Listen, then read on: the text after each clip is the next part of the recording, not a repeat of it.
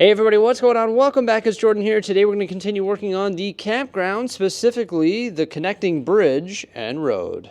Now I don't think I mentioned it in previous updates, but eventually the gravel road in that area and also connecting to it is going to look like this. But for now, it's reddish brown. By connecting road, I mean this road right here, which actually turns and heads toward the non-existent bridge. Rather than being built in the mills, this one's built on top, so there's more of like a ditch effect there. It looks pretty good, but I've got to raise it up to this height here for train clearance. I guess this is the makeshift bridge right there. Not ideal. Of course, I decided to haul even more modules upstairs here, and included in that is some of the train track. And also the switch track that doesn't make any sense. Don't worry, we're gonna fix that up as well. But we've got the road here that has to go up quite a grade. Right here it's 4 bricks and then another 2 bricks on this side, and that's to get clearance to go over top of the train. So we think it might be best to modify some of the mills work. And by modifying the mills work, we mean raise it up. So of course we've got to take it apart. You see all those colorful stacks of bricks in there? Well, they're about to get taller. We're going to raise it up 4 bricks. I think that puts it at 12 total, which is pretty high for mills, but it's all going to be interlocked on the top, so it's going to be rather sturdy. I don't want to make it all that height, so we're actually going to use a tiered effect, and some of them are going to be like the 12 bricks tall, some will be 10, and then some will be at the original height of 8, just to give the countryside different levels of height. Once all the towers are modified, it's time to put the 16 by 16 plate top back on. And now I pulled out the other plate with the other section of gravel road, and I created a little mock-up of a 4 wide dark bluish gray just to see how we're going to create a ramp here. Ultimately, we want to build an angled and sloped road. I think if we can take both of those dynamics and put them into one road, it would end up being super cool. So for now, we're just going to very delicately remove all of that reddish brown plate. Not very many of them broke, but there was some cracking sounds, which is never a good sound. Now, because this road is going to be sloped, I also want to modify the mills work here as well. Because of course, in the end, that's going to save us a bunch of green blending brick. I would much prefer to use all of this colorful stuff that we use to support the mills work than the valuable green bricks that we have. And in the end, it's just going to make it easier. Also, it's going to give the countryside, once again, different levels of height. Get those 16 by 16 plates back up top there, and when you spin it around, you can see the different layers within the mills. Grab my dark bluish gray template, and Mrs. Bricksie starts removing some of the top plate because there's also going to be a slope up there as well. So yeah, there's going to be multiple slopes on this road and hopefully some sort of angle. Right now we're just trying to figure out the math for the slope between the different heights of plates, because it had to go up quite a bit. I think it was like 6 bricks or something like that. So the more studs that we can spread that grade over, the less that grade is going to be. So that's why we decided to have the grade both up top there around the corner and also leading up to the corner, because we don't want the roads to be too steep. So we're building the road panels in reddish brown for now, but once again, they're going to be topped with that gravel road look eventually. And that's a good rough draft, but now we need to figure out how to work in the angle. So of course the actual road plate had to be modified, but you can see the base construction of it there, which is the 4 by reddish brown plate, interlocked on the bottom by 2 by 2 and 1 by 2 plates.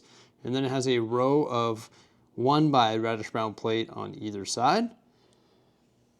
And the modification that had to be made to it was the addition of the wedge plates. So we used some of the 2 by 4 wedge plates, 4 of them, because that's 16 studs wide, to create an angle on the road. And you can see the underlying reddish brown plate holding it in place. And that is going to be the foundation for the angle within the road. And yes, we are using some of our damaged plates. Eventually it's going to get topped with all sorts of gravel details, so you won't really see that. And to be honest with you, we're pretty much completely out of reddish brown plate. So the angle can only be found on one side. And the other angle can be found right after our turn here, and it's built right into the reddish brown plate, which is lifted up 1 plate off the ground. What we did was actually just put 2 by 3 plates underneath. So there's one 2 by 3 plate that starts there, ends there, and then sort of bridges onto the other plates. And we did that for all 4 of them. So if I just pop these off, you'll see the 2 by 3 plate right there. It's sloped, so you can see the different heights amongst the mills work. And then there's the support up top here, which is 1 brick and 2 plates. And when I lay this inside, aligning it with those wedge plates, it should just rest like that.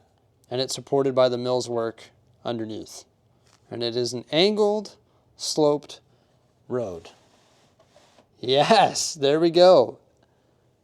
Mission accomplished. Now the hardest part about this was actually blending it in.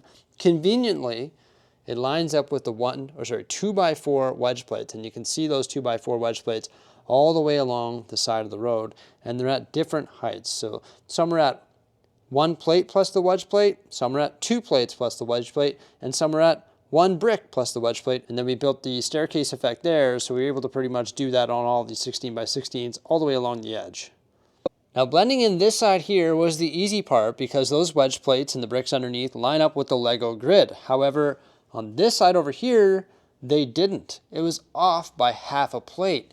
So we had to use jumpers to get those snug up against the 16 stud wide road.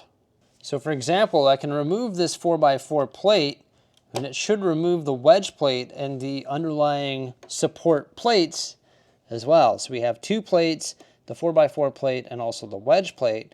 And that is held in place by 2 jumpers up against the road and 3 jumpers over here, which makes up the difference so that we can properly blend it along here.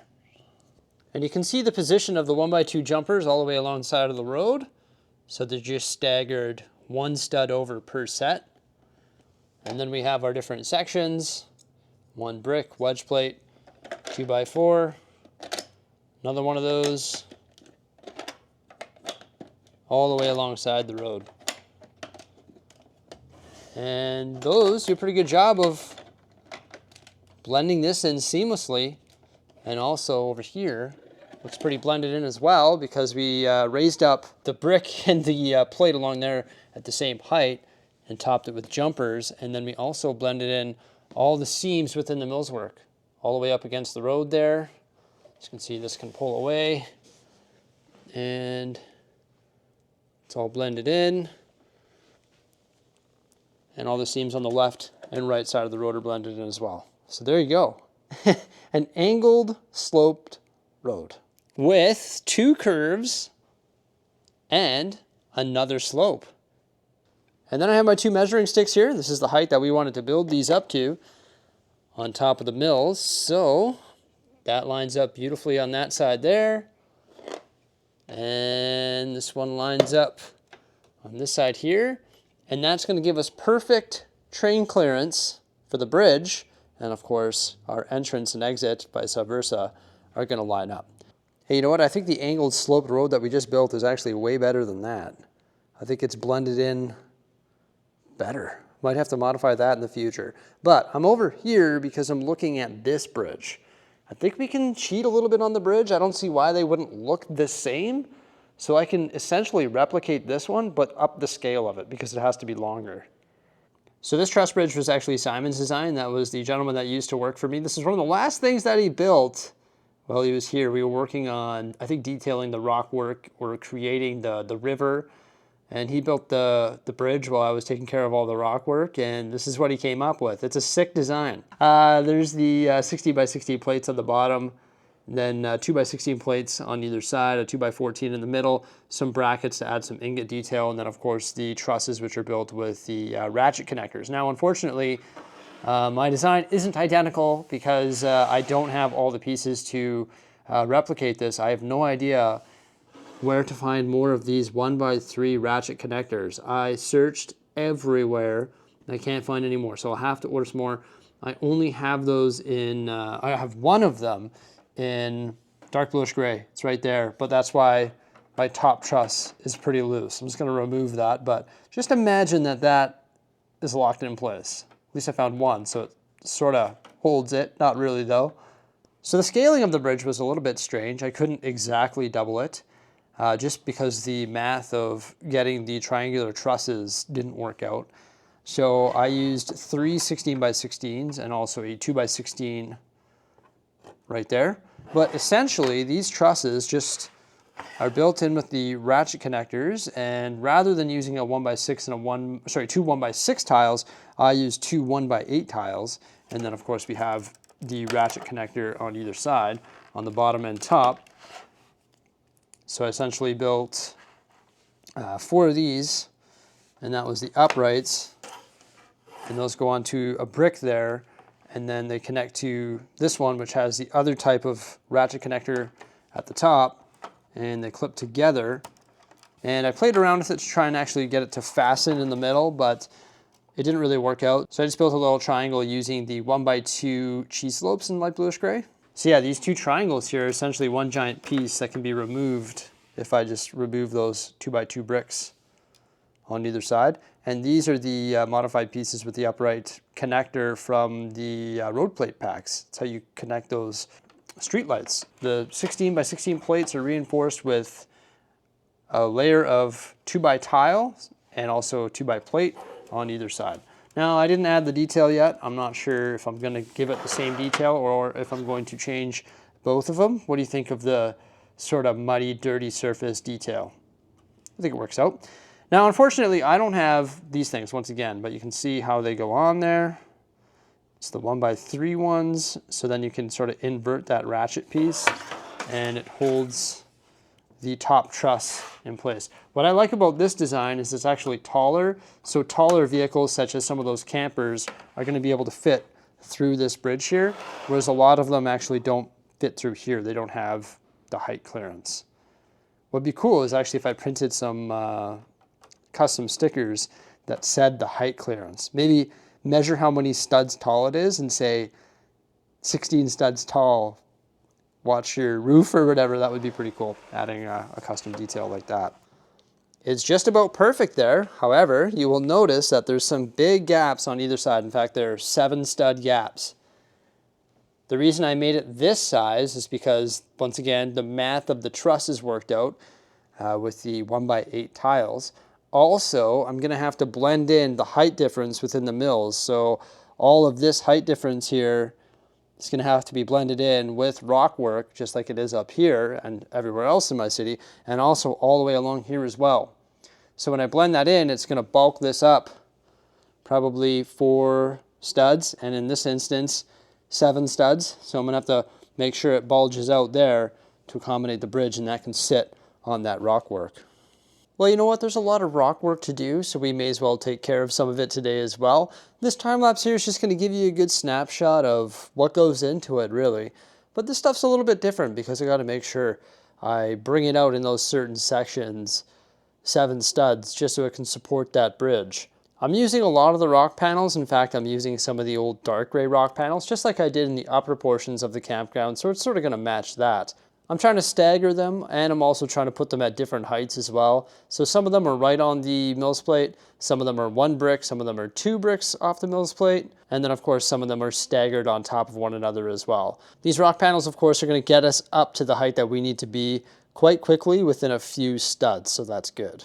Now it's interesting getting it all mills plated in behind the rock panels because of course these rock panels are starting approximately 10 studs away from the giant green mills plate because they need to support that bridge. So when I get up there, there's still 7 studs that I need to fill in behind it. So I do that using brick, plate, mills plate technique, all that different stuff to try and fill it in as best I can. Now this rock work here doesn't include all of the details such as the slopes, vegetation, and all those final touches. This is just sort of like the rough draft rock work. So of course I started on the opposite side of the campground right up against the train track, and that's being built right onto the train track modules. It's funny, when I initially started filming this video, I didn't think we were going to be doing the rock work today, but I was just really excited about actually installing the bridge. Once I complete the base construction for the rock work on the, I'm going to call train track side, I switch over to the campground side. And I do this one a little bit differently. Rather than building it right in place, I actually prefab a giant rock face, and then I'm able to insert that into a position which will support the bridge. This side here is definitely going to require a lot more attention because there's a lot more space to work with. And it's not just a straight line. There's different depths within the campground mills plates. Yeah, getting all the rock work done around the campground mills plates is definitely going to be a multi-day project, just because there's so much height over here we want to put the cave in there, and I've started laying the base foundation for the rock work, which is going to wrap around here. And it's funny, as I was building up there, I made a couple errors. I was thinking the cave was going to go there. I completely forgot the fact that there's actually another section over there. So I'm glad I stopped where I did, because look, I was building myself into a corner over here without even realizing that it pops out another 16 studs right there. So I've already got to modify that rock work. But at least we have the base rock work done for the bridge. So it's actually tacked down to the plates there, and I extended the gravel road on top of the like reinforced mill sort of rock work that we did, and it lines up perfectly. So that is pretty exciting. We've got enough clearance there for the train as well. Really happy with that. Like, wow, we got the truss bridge installed, also the sloped road, an angled sloped road, and that's connecting across to 2 more sloped roads. Yeah, it's definitely coming along quite well, and I'm really excited about moving forward with this project. So make sure you stay tuned for some more great stuff coming out in the near future. Have yourselves a fantastic day. Thank you so much for popping on by. We hope you enjoyed this video. Farewell.